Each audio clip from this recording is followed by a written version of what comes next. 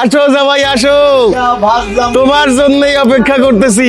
ছাগল মুরগি মাছ এরাও কি অপেক্ষা করতেছে নাকি? তুমি আসবা বইলা মুরগি ছাগল মাছ সব নিয়ে রেডি হইয়া আছি। আরে সাতালে গরু আছে, যেইটা খাইতে চাও যা খাইতে চাও যা মন চাই সব খাইবা। কিন্তু আব্বা এক পদের মাছ নিয়ে আসছো তুমি। এক পদের না মাছ নিয়ে আসছি 6 পদের। একটা ডেমো হিসেবে তোর ভাবির হাতে দিয়ে রাখছি। মুরগি নিয়ে আসছি 4 পদের। আব্বা শোনেন, আমি তো স্বল্প আহারী মানুষ। হ্যাঁ, আমি বিয়েও করছি একটু দেরি কইরা। হ্যাঁ, এখন সবকিছুর বিবেচনায় খাবার দাবার তো একটু কন্ট্রোল করতে হবে, নাহলে তো বেশি দিন বাঁচবো না। আমার একটা ডিম ভেজা দিলেই আবার খাওয়া হয়ে যায়। নেন ভাইজান শরবত খান। ভাইজান শরবত খান মানে? আমাদের বাড়ির জামাই শরবত খান কইলে হাত দিয়ে তুলে খাবে?